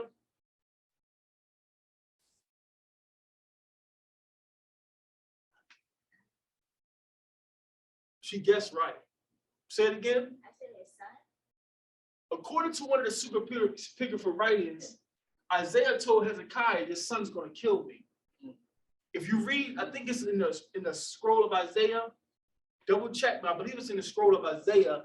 Isaiah tells Hezekiah, "Your son's going to kill me when you die." And Hezekiah says, "No, you won't. I won't let him." And Isaiah tells him, "You don't have the power to stop him." And Hezekiah's son killed Isaiah, had him skinned alive, filleted alive. So in my Rawak, you saying this is the seal of Hezekiah, you're just using Hezekiah's name. But Hezekiah is not going to put Ankhs on his seal. But for our intents and purposes, this seal has three things we need to confirm or to strengthen our confidence in our scrolls. You see Hezekiah's name. You see that shepherd's staff at the top? I'm starting on the right side. See that backwards cane? That's the shepherd's staff. That's the La. You see the tent wall? You see the tent wall for the Ka? La Ka. And did you see that character that looks like an eye? That's actually the Za. That's the Za. So this is La Ka Za. And then that third glyph is really hard to make out because it's so mangled. And the original on the right side is a stone, and on the left side they digitally try to enhance it. So it's kind of hard to make out what that third glyph is. So I'm not going to try to muddy up the waters. I'm going to skip that glyph. The next glyph is the old-fashioned Yah sound. They switched up from the arm of a man. That's the Yah. So you got the Yah, the ha, and then that next one I believe is the taza, is the wa, is the wa, is the wa. So we got la kaza, ya ha. No, it can't be the ya, because the ya is the backwards z. So I can't. The Y is like the 10. I think that's the 10. I think they changed the glyphs here. I think they changed. This is no longer the pictographs anymore. This is the next generation. Now, I can't remember what that one was. I would have to pull up. I want to say it may be the Taza. I can't remember. Looking at it now. But what I can make out, family, this is a form of Hezekiah's name. That's a form of them trying to spell Hezekiah's name. So what does that say for us? That confirms that there was a man, an Israelite, a Hebrew named Hezekiah. That's what this seal is proving. So again, for you naysayers say, y'all Bible was made up with a bunch of fictitious names, who's going to take the time to mint this seal with a made up name? Now, the bottom, I can make up the bottom a lot better. The bottom, it says the za again. I'm not sure why they put a za there, but I start making out the ma, the la, and that's the old-fashioned ka. That's malak, and y'all see yaha daha, yaha daha, malak yahawada, the king of Judah, the king of Judah. The bottom of the seal is saying his name is up top, Hezekiah. The bottom is saying malak, malaka, and then yaha daha, the king of Judah. And now our scroll saying Hezekiah was a king. You see how we build our cases? Yeah. So we're not destroying our history. We're going to destroy these collections that men have gave us, telling us these are Bibles and these are holy writ. These are inspired writings. We're going to show you that men told you this. And if you don't come back to the Son, if you don't come back to these laws, you're going to be following these men thinking they're preaching to you the word of God. They're not. So this is another witness. This is another receipt that a man, a Hebrew, an Israelite mentioned in the Bible by the name of Hezekiah, and he's listed as being a king, is certified. It's certified. Could that be the Ra as well? Because that long stem. So Yahweh Ra. See, I don't know how they try to, because again, this is Because it does look like they tried to like recreate it. Right, they try to recreate it. And I'm not sure, this generation didn't have vowels. This Hezekiah was before the Greeks. So before the Greeks, we didn't have no vowel system whatsoever. So it's hard to make out how they're trying to spell his name or what, or the digitally enhanced, what they try to recreate, because even in the actual stone, it's hard to make out. They're just trying to, they magnified it enough, and that's what they're coming up with. But for our intents and purposes, it confirmed that Hezekiah was a real man. It confirms Hezekiah was a king, which is recorded in our scrolls. And it could make sense because when he was sick and he recovered, didn't he have a friend who was Egyptian that came and like checked on him, or was that an Israelite just in that area? I believe it was a neighboring king, since I heard about you recovering, and it did my soul glad or something like that. Because he like sent him offerings, and then he came, and it was, I always laugh because I was like, this is the first episode of MTV Cribs. I don't know if it was, I can't remember if it was Egyptian king or one of the Canaanites, but he said, I remember he sent a message saying, I heard you recovered and I was glad. So Hezekiah did have leagues and pacts and treaties with other kingdoms, but again, our takeaway, this is destroying Christian dogma preface. We want you solid in our scrolls. We're not destroying the word of the Most High. We're destroying these books. We're destroying these books. So the next witness, now any questions about that? Now we're going to transition, we're about done. We're going to transition to the New Testament. Any questions about that?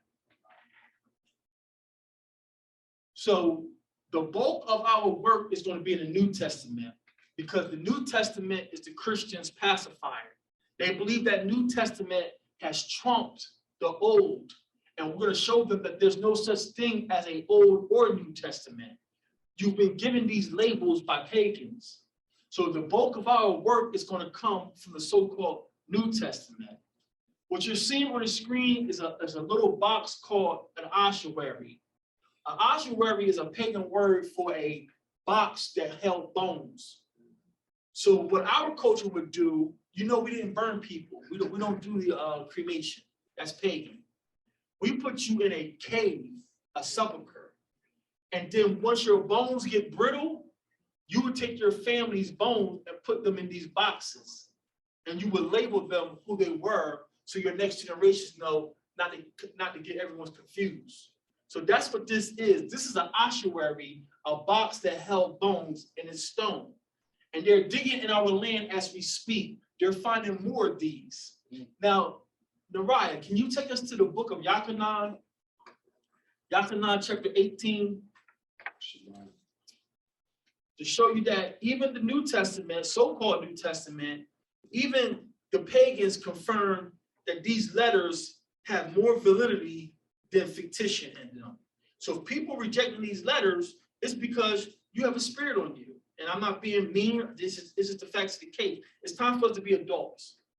There's more research to confirm these people live and these events happen than you have research that's saying that it did happen. So for me, I'm a logical person too. Just show me your witnesses, refute these people didn't exist. And when you ask these people for these receipts, it's a bunch of conjecture. You really think, stop with all this logical question. I'm not a Greek. Don't come to me with your philosophy. Show me these people didn't exist. John 18:14, y'all ready? Shemai, read. Now Caiaphas was he which gave counsel to the Jews that it was expedient that one man should die for the people. We have a rendering of Caiaphas, who being a high priest that year, he's telling these other wicked Israelites, you idiots know nothing. It's expedient. It's necessary that one man should die for the nation. Not for the world, that one man should die for the nation. And this is a wicked Israelite, but he knows the prophecies. He knows. So if a wicked Israelite is saying that it's necessary for this man to die, and now we got you digging in our land and you find an ossuary, and this ossuary, I know it's hard to make out here, but when they magnify it, it has the name of I'm gonna use the pagan term. It has Yosef Caiaphas. And we have him in our scrolls, so-called New Testament. But the New Testament is fictitious. Don't let people talk over you and sound all logical because they got a great congregation and they got a whole bunch of transition and they sound so pious. And yes, I studied at Harvard and I got my MBA. None of that matters to me. I'm not impressed with your Greek education. Show me your witnesses that Caiaphas is a fake fictitious. We got this man. Who's going to take the time to concoct this story and bury this box, not knowing if it was going to be found again? So when they magnified this ossuary, they were able to see. This is another picture of it. I know it's hard to see, but you see the edging in there? This is what you would do for your family. You would mark their first you're going to mark where you buried them at, or the tomb, or the cave. And then when their bones get old and brittle, you're going to go put their bones in a box. Why would we do this? Why would we do this? So when they come back. Because we believe in resurrection. So I'm going to make sure I take care of my grandma. I'm not worshiping these bones. I know our scroll says in the last days, I'm going to resurrect your people. So it's not that we're not like they put on Hollywood shaking bones and witch doctors. No. We believe that the Father is going to resurrect us. So I'm going to take care of my granddaddy. I'm going to take care of my grandma's bones, and I'm marking their boxes. That's our culture. I sat in a funeral. I was like, I couldn't bear to be in there. After I spoke my piece, I left. We're in a room with a dead body, and you got the nerve to pray. You praying that Jesus is a dead body here. What culture is this? We shouldn't even be in here. And anyway, so our culture, family, we take our dead and we put them in depending on your money. So not all of us had wealth. So if we didn't have wealth, you may try to purchase some land and you bury, but if you had money, you would buy like a cave. Whoever owned that cave, can I buy this cave from you to put my family in here? And then, like I said, over time, because we didn't do all this chemical embalming, we used like honey and mint. Remember they came to anoint Messiah? with the cumin and all that stuff. So we had technology to preserve your body for a long time. But even that technology with the honey is going to break down your body till your bones are showing. And then when we see your bones, we're going to put them in an ossuary. So when they magnified the name on here, y'all sitting down for this? Oh, I'm sorry, SELAH. This is another one. This is not Caiaphas no more. This is another one.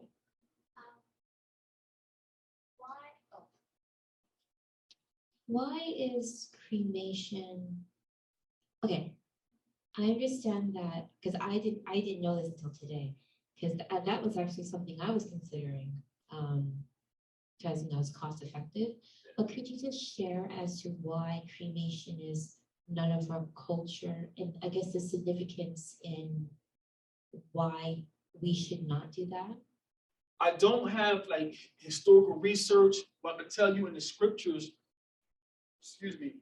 our wicked ancestors were throwing their children in the fire to Baal. Yes, okay. So to me, it's like, if I had to make a logical deduction to Abba, that's too much like you throwing my people in the fire to Baal.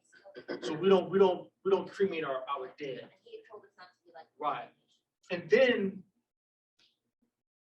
we have more witnesses that we put our dead in the earth, because Daniel says, in the last days, many shall rise, some to everlasting corrupt, and some to everlasting shame. So we got more witnesses in our scrolls that our culture, we put you in the earth, or we put you in a tomb, in a cave. Pagans call it a sepulcher. So I don't have no Torah laws to say thou shalt not burn, but we know that Abba says thou shalt not take the ways of the heathen. And the heathens had us throwing children in the fire to Baal. So I would, anything close to what the heathens was doing, I would stay away from it. That makes sense? So if I go ahead. can read this real quick, because pretty much you had said it earlier, the Most High, it's almost the way I internalize with my mind, it's almost a lack of faith. If you were to burn, like cremate somebody. And there are examples of people burning other people's bones, but I think they were wicked. So I'm gonna read 2 Chronicles 34. And I'm gonna read 1 through 6. Chronicles 34. I got KJV open. KJV. Okay. Shema, I'm with you. This is when King Josiah reigned. King Josiah was 8 years old when he began to reign, and he reigned in Jerusalem 31 years. And he did that which was right in the sight of Yah, and walked in the ways of Dawid his father, and declined neither to the right hand nor to the left. So he stayed on that path he talked about. For in the 8th year of his reign, while he was yet young, he began to seek after the Elohim of Dawid his Abba. And in the 12th year, he began to purge Yahweh and Jerusalem from the high places and the groves and the carved images and the molten images. And they break down the altars of Baalim and his presence, and the images that were on high above them he cut down. And the groves and the carved images and the molten images he brake in pieces. And he made dust of them and strode it upon the graves of them that had sacrificed unto them. And he burnt the bones of the priests upon their altars and cleansed Yahweh and Jerusalem. And so did he in the cities of Manasseh and Ephraim and Simeon, even unto Naphtali, with their mattocks round about. So I just read that pretty recently. So, but the only time I hear where people's bones are burned, unless I'm mistaken, most of the time is when people are wicked. Yeah, I would say, without doing a great breakdown, I would have to agree, like that was judgment for them. That was judgment for being wicked. Now you have no chance for resurrection. Right. That's exactly right. I mean, that's like, wow. Like, yeah, I would have to agree. That's a great witness. That's a terrible punishment. Like now you have no chance to enter into the Most High's rest that he promised us. So that was a great example. So This, Go ahead. Got something? Go ahead. I just thought of another precept. I don't know where it is exactly, but I don't know if it was Joseph. Like when he died, then he asked for his sons to make sure y'all carry my bones. You know what see- I'm saying? So yeah. you see how we do these witnesses? Like I can't give you a text to answer you directly, but we got these witnesses that we didn't burn our people. Yahweh or Joseph said, when y'all leave Egypt, dig my bones up and take me out of Egypt. And then Elijah, when Elijah's bones were up, he said his bone healed people. Yeah. Y'all remember that story? Yeah. Elijah's bones. So that's witnesses to support our culture. We don't burn, we bury you. Somebody got the life or Something, I remember that they touched the bone fell on somebody or something. Y'all remember that story? So that's how we teach here. We build witnesses to support. When we can't give you a black and white text, we build witnesses and let you decide where you're going to lean towards regarding the witnesses. And I guess our ultimate example would be Yahushua, the Messiah, in terms of when he died and what they did to his body. It's, he's supposed to be our example in the lives that we live here on earth. So, how did they bury him when he died? Right. So I haven't really taken much thought into that, but I do appreciate you guys, the witnesses. Yeah, that's how we teach that. I think it's the most honest and fair way. When you don't have a black and white explicit text, let's build witnesses to support what we're saying. So that's a great question and great witnesses. This is another ossuary that they found. As we speak, was 88 hours ahead of us. They still could be working, they got lights. As we speak, they're digging in our lands, finding things that support our scrolls, Old and New Testament records. This ossuary has been found, and can I get a drum roll? We have to get that keyboard. This ossuary, you won't believe whose name's on this ossuary. Huh? I never could. But try. Huh? It's Israel. Not King David. Start from the right side. Start from the right side with that little tick mark. Yes, right. Start with that little tick mark, and this is the generation where they started using vowels. That little hash on the right side. So this is the generation they started using vowels. So that's why it's hard to make out. That's the Yah. That little tick mark is the Yah. Mhm. So that next character, Nariah, you can 86 it, you can scratch it out. They're using a vowel. Okay. So take that second character out. Keep the Yah, that little hash mark is supposed to be a Yah sound. Scratch the second one. Go to the third. The third is a Kwa. The third is a Kwa. Yeah, Kwa. That fourth character, that line, you can take that out. They're using that as an O. They're using that as an O, so you can take that out. So you should say the little apostrophe for Yah, the Kwa, the third character is a Kwa. Skip that fourth character because it's a vowel. We don't use vowels. That next one that has a hook and a line, that's the new Ba. Yaquab. Yaquab. Yaquab. And then the other Ba is Ba and a Ra. Yaquab Bar. Bar is an Aramaic word for son. We say Ban. Ban is son, but the Aramaic is Bar. So Yaquab Bar, son. Isn't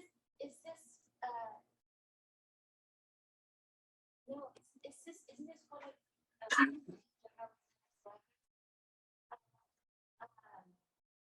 How does the firecracker? This is hot bread and butter. I'll be running. James, the son of Joseph. This is James, the son of Joseph. This is James, the son of Joseph. But that's not the good part. Oh. That's not the part that got these archaeologists going crazy.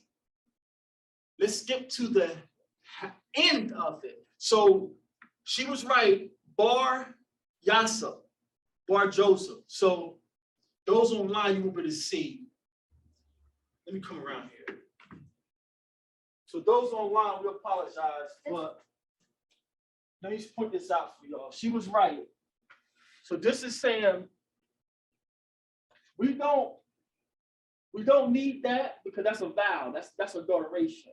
This is the modern Y sound, the arm of a man. This is Yah, Kwa. We don't need this because they're using this as an O. There's no O's in our language. Yah, Kwa, Ba. Yaqua, Yaqua, Ba, Ra, Bar, Yah. This is being used as an O. We don't need that. This is Y. This is the Sa. This is the sticker bush. This is the new sticker bush. So this is Yah, Sa, and this is Pa. Yasser or Joseph. Yaqua, the Bar, son of Joseph. Now help me out with here. This is what? This is the one that it said, he's the brother of Jesus. This is the Wa. This is Wa. What we call each other in here? Wa. This is the Wa. Y'all see this? Yeah. What's this? Sha. This is the vowel for O, brother of Yeshua. They found the ossuary said James, the son of Joseph, Ak of Yeshua. Crazy. Wow. I was scrolling certified. It's crazy. So yeah, that validation Howard Shah was a real man that really lived. Now the Chris gonna say, "Oh, we don't know if this." These scholars, what year is this? Or this is a forgery. Really? This is what these scholars argue over. You found this ossuary carved with Yaakov, James, the brother of Yeshua. But you want to tell us that our stories are made up. Your Messiah is fictitious. Are you kidding me? Is that what you want to, that's what you want to tell me? You gotta give me something more than y'all just making stuff up. They found an ossuary for James, or his name in the Hebrew is Yaakov. His name in the Hebrew is Jacob. His brother's name is Jacob. So his half-brother, who took over as the leader of the Nazarites, because they kept the Israelite tradition. Your brother was leading us, he's your family, just like the Levites. When the Levite died, you don't get someone from Manasseh, you get that Levite's son. So the Nazarites kept that tradition. Yahweh Shah has gone, James, Jacob, you his brother. You live in the house with him. You our leader. And then we got the text to tell you in the Bible that James was a leader of the church at Jerusalem, not Peter. Where you get this information from, Dr. Seminary? You go to their schools and pay them all this money to learn all their lies. James or Yaakov was the head of the Nazarites, the church at Jerusalem, when his brother went back to heaven. Now they find an ossuary with bones in it that has James, the son of Joseph, the brother of Yahweh Shah. Our records are certified. Any questions or comments about that? We're about done. We got one more slide. So all this is review, so I didn't want to bog y'all down with all the research. But now, the greatest debate and argument over the centuries is about Yahweh Shah, Messiah. Did he really live? Is he God? Is he the son of God? Is he mythical? Well, let's take our Hebrews out the equation, because they want to say the Hebrews are groupies. Y'all biased. Y'all was his friends.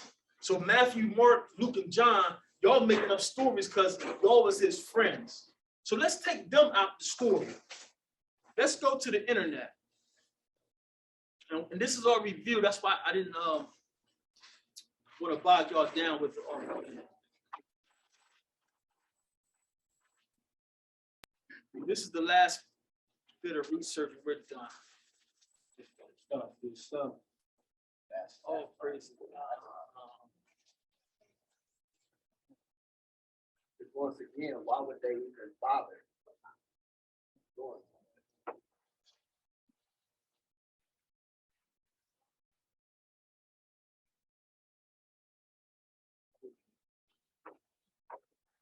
So we don't want to use any Hebrews or Israelites or Jews as witnesses for Messiah, because the critics will say, well, of course, y'all biased. Y'all believe he was the son, so y'all biased about the witnesses about your Messiah. So we're not going to use any Hebrews.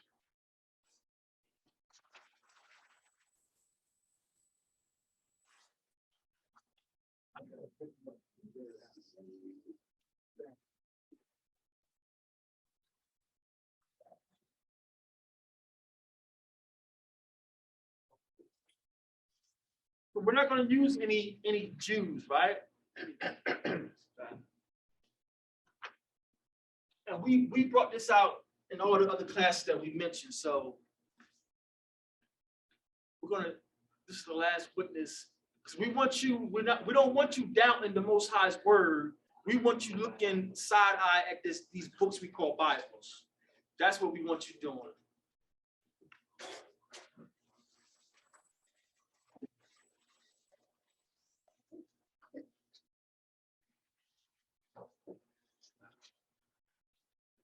So we as Israelites, we're saying we're Israelites.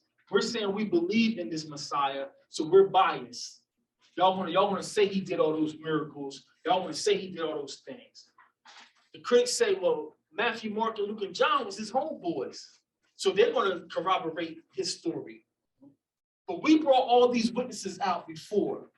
Tacitus, he's a Roman general who retired and went back to Rome and became a Roman historian. I have his annals. His annals are like 12 volumes. I think I got 10 of them. They're available online free of charge as PDFs. Pliny is another Roman governor who was ruling over in Judea. Pliny was around during the persecutions when they were throwing our Israelites to the lions. Pliny wrote back to the Caesar at the time, listen, I don't know what to do with these air quotes. I don't know what to do about these Christians. The more we persecute them, the more Christians pop up and believe in this Christ figure. That's Pliny. His records are still around. It's Pliny the elder, his uncle, and Pliny the younger. Their records are still around. Josephus, he's an Israelite, a Levite. He was around during the 70 AD when Rome came and ransacked the temple.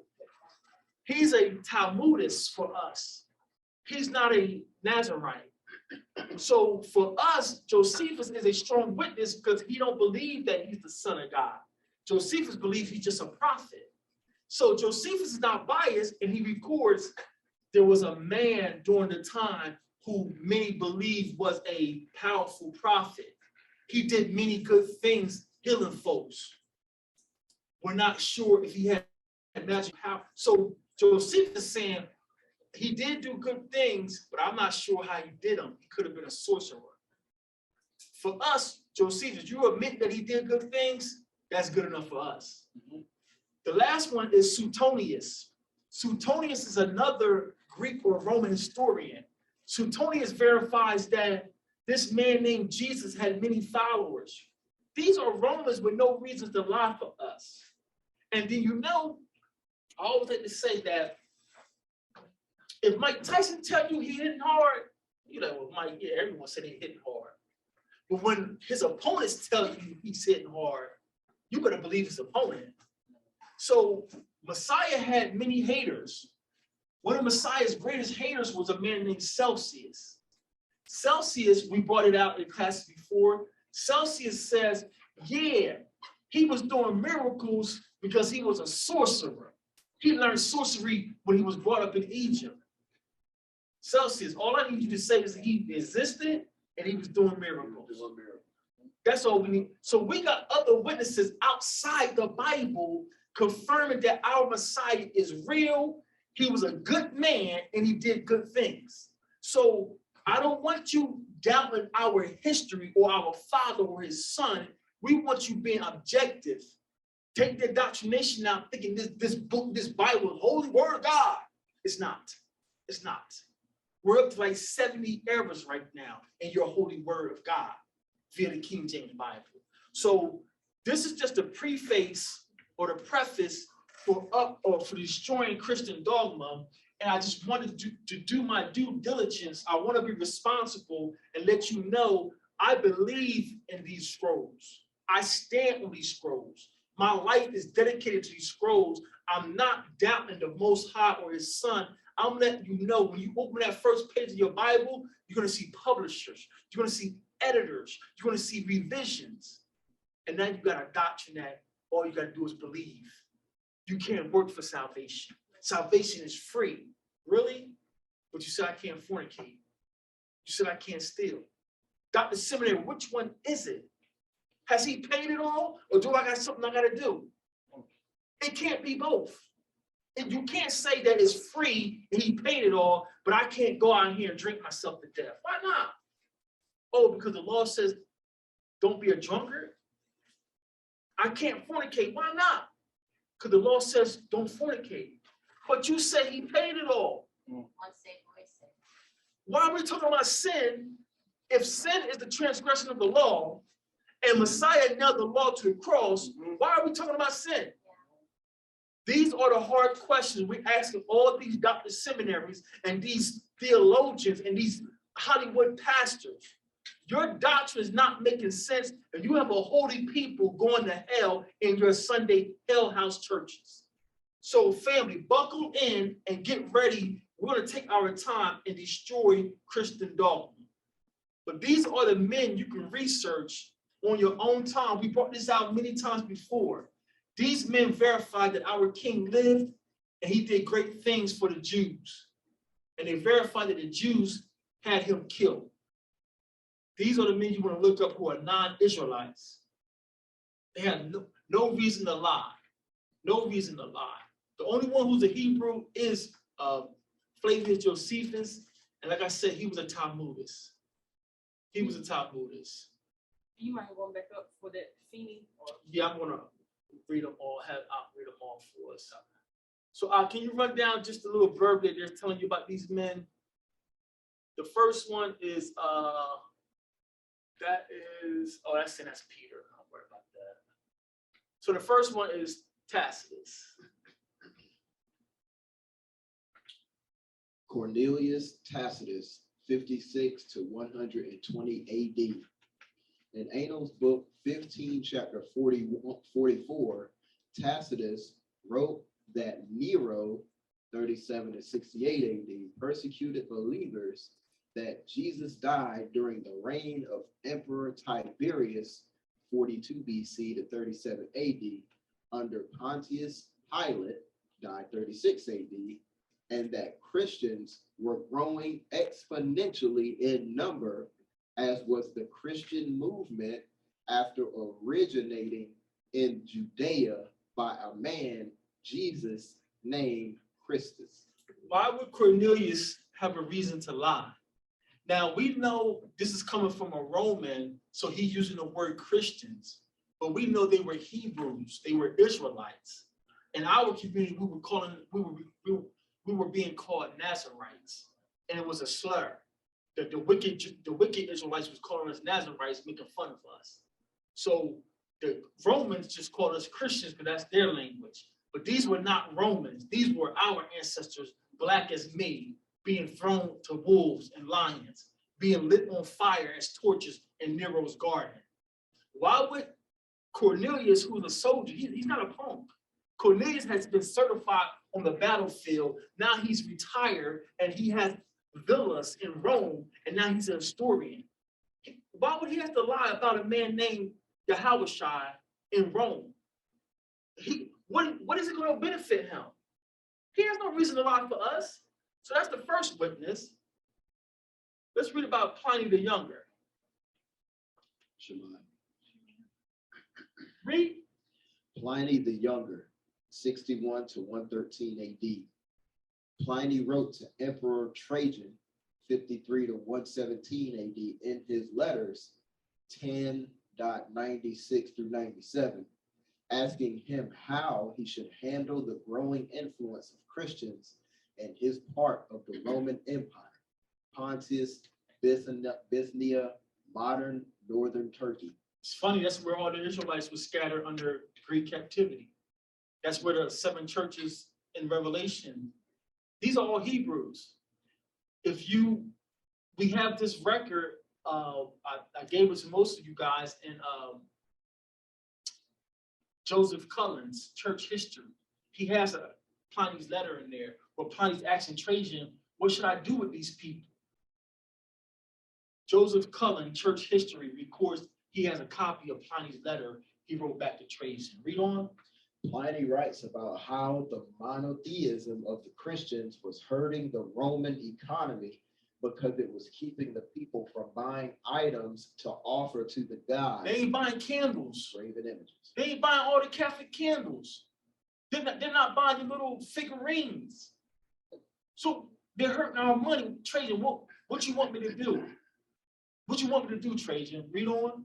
He also highlights, like Tacitus, how the number of the Christians, even in rural areas and among all classes, kept growing at a rapid pace. Now, to be fair, because I'm not trying to indoctrinate anyone. I'm not trying to belittle anyone. I have no bias in this fight. There were some real non-Hebrews who became followers of Messiah. Because if you're a Roman soldier and you see me refuse to recant after he just threw my son to a lion, Intrigued. huh? I'm intrigued, like, what do you believe They in? were under doctrines. Yeah. And all I'm telling you to do is just eat this swine and say Jesus was fake. And you like, no. So it was real non-Israelites like, look, this man got to be real. His son just got fed to a lion and he's not recanting. There's a story, if you get the Book of Martyrs, there's a story of a 12-year-old girl watching her parents be burnt alive. And the executioner was like, will you recant? She's a baby girl. She's 12 years old. The book says somehow she broke away from him and she went and threw herself on the fire. That's who we are. So you imagine seeing that, and you're like, this man got to be real. Ain't nobody gonna throw themselves in the fire for a fairy tale. So we did have, I'm willing to be objective. We did have some strangers like, look, how can I be saved? Those, in my opinion, those are real Christians. You and I are just Hebrew Israelites practicing our culture, believing in the prophecies. Believing that is the son that came to redeem us. We're not Christians, we're just Hebrews coming back to our law. The foreigners are Christians, to be fair. Read on, did we finish that up? The last paragraph. Other noteworthy things that Pliny mentions are that Christians followed Jesus Christ, that they met regularly, ate, sang hymns to Christ, and pledged to be honest and to abstain from adultery, fraud, and theft. What does that sound like? Laws. Nazareth says, I believe in him and I'm keeping the Torah. Why would Pliny lie about them? He has no reason to lie for these Israelites believing in this man. So we're not making stuff up. The New Testament, we're not going to destroy those letters. We're just going to show you how, through the spirit of Hamashiach, we know when those letters goes off. Now here's a Hebrew. Many people will call him a Judas, or Uncle Tom, or Benedict, not Uncle Tom. Sambo. Uncle Tom's name been muddied up. He was a good man. But Flavius Josephus, he was around in 70 AD, and he winds up like, you guys got to get the record. I ain't going to go into all that. Let's read Josephus again for those just tuning in. Josephus is a valid witness because he's not a Nazarite. He don't believe that Messiah is the son of the Most High. He just believes the Messiah was a good prophet. Let's read what Josephus records. Flavius Josephus, 37 to 100 AD. Josephus, the famed Jewish historian, mentions in his Antiquities of the Jews 20 to 200 how Ananus brought James, the younger brother of Jesus, under trial, and how James believed Jesus to be the Christ. So Flavius is a Levite. A Levite means he has more access to historical Israelite records than the average man. So here's a Levite mentioning a man named Ananias and how his brother Yaakov believed that his brother was the Messiah. Why is Flavius going to make this up? Read on. Moreover, Josephus also wrote about John the Baptist. Most importantly, Josephus wrote in Antiquities 18 to 63 through 64 about Jesus as being the Christ who died under Pilate and who rose on the third day and appeared alive to people. In the same passage, he mentions that Christians were still thriving in his day and age. Josephus has no reason to lie because he's a Talmudist. He's a rabbi. He's one of the grandsons of the ones who said, crucify him. We want Barabbas. So Josephus said, in my day, we still have people who's like, yeah, he was the Messiah. Now, Josephus himself was like, he never confessed that he was the Messiah. He just said those people believed he was the Messiah.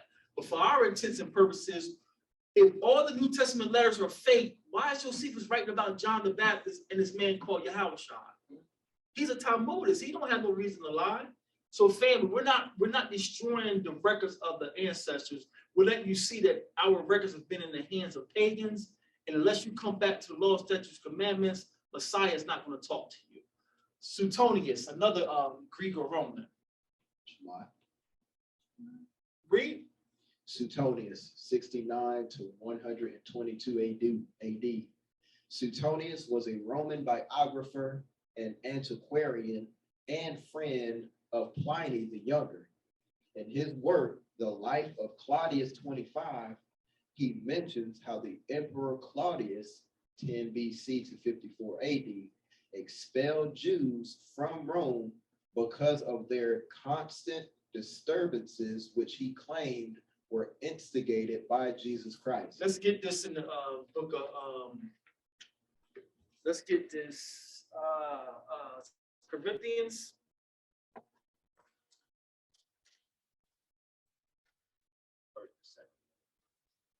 Escapes my mind.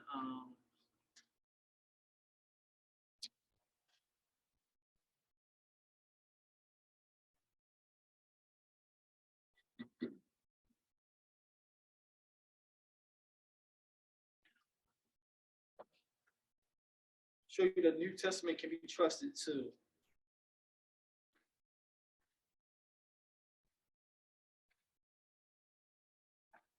Acts 18 and 2. For those who say the New Testament is a bunch of groupie letters and there were a bunch of groupies following this man around, we just got a pagan historian, Suetonius. He's about to corroborate what Luke records in the book of Acts. Let's go to Acts 18 and you can start from the top. Shema, we have it.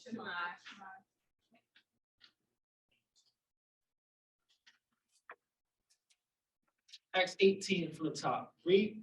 After these things, Shaul or Paul departed from Athens, Greece, and came to Corinth, and found a certain Jew named Aquila, born in Pontus, lately come from Italy, Rome, with his wife Priscilla, because that Claudius had commanded all Jews to depart from Rome and came unto them.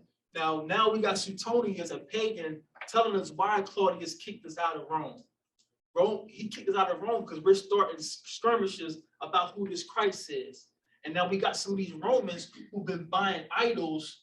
We got these SELAH, we got these Israelites who've been worshiping the Roman gods saying, no, I'm coming back to my faith. I'm coming back to what Moses gave us. And I believe that that man is Messiah. So when you say the New Testament is made up, where's Suetonius getting this from? Oh, let me guess. Luke plagiarized Suetonius too, huh? These are kind of rebuttals you get on these social media channels. It's like, really? And you paid for that degree? Hashtag get a refund. So we got records upon records, family. Let's finish this up. Ultimately, the historical writings from first century secular authorities like Tacitus, Pliny, Josephus, and Suetonius confirm the claims of the Bible, inform us that Jesus was real, and highlight how the early Christian movement grew. So we got extra biblical witnesses that this man, even though they're using that J name, for our intents and purposes, we know what his real name is. There was no letter J in their language until 1524 AD. So we know his name had to begin with a Y. We don't care about that. For our purposes, family, I want you to walk away with Our history is certified, and the other nations around us certify our history. But we're getting ready to destroy Christian dogma, starting with their greatest book they call a Bible. With that, I yield, open the floor for questions, comments, and concerns. All it's been on my heart these past couple of weeks. This level of scholarship, you got to have the Holy Spirit to even have the desire to pursue this stuff, let alone sit down and go do it for yourself and study and research. That I'm starting to, to really, really believe and lean on all of those desires to want to seek, and that's all the Holy Spirit. Let's fight you. Yeah, like because all the time your flesh don't want to do good. It's just like when you know it's healthy to work out and to exercise. We're out. Wait a minute. What's stepping on my toes? Stepping on my toes. But we know our flesh wants to be lazy. We all want to just sit down and just chill out. But we know that discipline is what's gonna get us to that ultimate goal that we're looking for. So I look at it the same way with this. You don't want to read. You rather just sit, watch movies, or go to sleep, take a nap. But this is why the Most High said, if you seek me, you will find me if you search with your whole heart, mind, and soul. So, I was talking to Joyce's mother, and I was like, because I was telling her, I didn't know how to research. I'm still learning, and that's why I'm thankful the Most High put you and Shamar in my path, because y'all are teaching me these things. But even on your level of understanding, like Joyce always says, the Most High meet you where you at. Yeah. So if you are on social media all the time, when you first hear that rod of correction, that this book ain't written to Christians, it's written to Israelites, the Most High gonna start sending stuff on social media. He'll send stuff to people like random in passing conversations. He'll reveal himself to you. You just gotta be paying attention.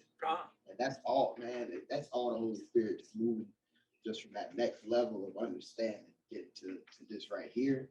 Because you be looking at our people like, man, we don't do none of this stuff because we ain't really looking for the Most High. Looking for a good time. Christianity has ruined us as workers. Christianity just hope and believe. So you ain't digging no more. Then it's captivity. Our ancestors, our oppressors have given us everything. So we don't know how to plant and dig and sweat and do anything. And it carried over into the church. Just go there, get a good feel, do, get an emotional high. Right.